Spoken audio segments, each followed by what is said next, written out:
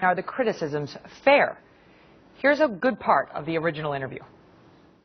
I'm in this race because I care about Americans. I'm not concerned about the very poor. We have a safety net there. If it needs repair, I'll fix it.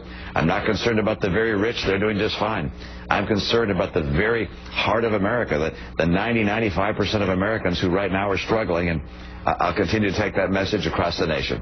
All right, I know I said last question, but I got to ask you. You just said, I'm not concerned about the very poor because they have a safety net. And I think there are lots of very poor Americans who are struggling who would say, that sounds odd. Can you explain that? Well, you had to finish the sentence, Soledad. I said, I'm not concerned about the very poor that have a safety net, but if it has holes in it, I will repair them. Got it. Okay. The challenge right now, we will hear from the Democrat Party the plight of the poor, and there's no question it's not good being poor, and we have a safety net to help those that are very poor. But my campaign is focused on middle-income Americans. Joining me now, Simon Rosenberg, the director of the New Democrat Network and a former campaign advisor to President Clinton, and Mark Thiessen, a former speechwriter for President George W. Bush and a fellow at the American Enterprise Institute. Gentlemen, thank you both so much for being here. Sure. Mark, let me start with you. The piece that's being pulled out and played over and over and over is, I'm not concerned about the very poor. I'm not concerned about the very poor. Already the Democrats have made an ad out of it. Newt Gingrich has gone after him about it. As you can see in that clip, that's not the full context of the remark. But what was he trying to say? What he was trying to say was that the poor are taken care of by the nanny state. I mean, I think that the wrong focus is to say that he doesn't care about the poor. What I'm concerned about as a conservative is that he doesn't seem to care about the nanny state. We as conservatives actually do care about the poor. We're the party of of opportunity society and upward mobility. And the problem that we face in this country is that under Barack Obama's economy, 2 million people have gone from the middle class into poverty. And so we should not be okay with 2 million people going into poverty. We should not be okay with a permanent underclass that lives off of on welfare and vouchers and the rest.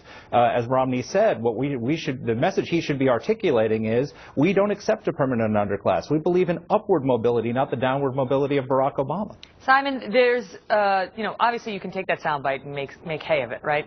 But there's an interesting op-ed in the Wall Street Journal today that talks about how there's a reason he's not that concerned with the underclass and, is satisfied with their safety net. Mark's not, but he doesn't like that. But there's a reason. And they talk about how the social problems associated with the so-called underclass have their origins in deep cultural changes that are beyond the capability of any president to undo. What say you? Well, I think the other thing that Mitt said that was a little disturbing was that it's only 5 or 10% of the public that is deeply poor. It's actually 20%. By some measures, it can be much higher. And I just think all of this is reinforcing. It's just what makes this odd, Megyn. I really agree with a lot of what Mark said. So what makes this odd is that the guy running for president basically said, I don't care about 20% of the country. And because he thinks they're already taken care of with the so-called safety net. Silly. It's a silly statement. He could have said, I'm fighting for the middle class without saying that, oh, and by the way, I don't care about 1 out of 5 Americans. They're doing just fine. They're not doing just fine. This is where Mark is correct and where Rush Limbaugh is correct. We shouldn't be satisfied with 20% of the country in poverty right now. And I think it was a bizarre, out-of-touch statement reflective of other things that have stumbled out of Mitt Romney's mouth. And what all this reminds us is that Mitt Romney's only won one election in his career. He's not a deeply experienced politician. He's not very articulate. He's made an incredible number of mistakes on the campaign trail. And if I were a Republican, I would be worried about his basic competence to conduct himself against Barack Obama in the fall election. You know what's interesting to me is that he has said this thing repeatedly on the campaign trail. Repeatedly. Right. Yep. Here's from a town hall meeting in October. This is a quote. The people who need the help most are not the poor who have a safety net, not the rich who are doing just fine, but the middle class. Then there was a debate in October where he said almost exactly the same thing. If you hear him on the stump, he says almost this exact same. It just came. The phraseology was inept this time around, Mark. But that's politics in today's day and age. Yeah, I wish Simon wouldn't agree with me so much, because I don't think he's right to say that Mitt Romney doesn't care about 20% of the country that's in poverty. He does care about them. He thinks they're taken care of, and it's perfectly fine for them to be as part of the nanny state that the liberal Democrats have created.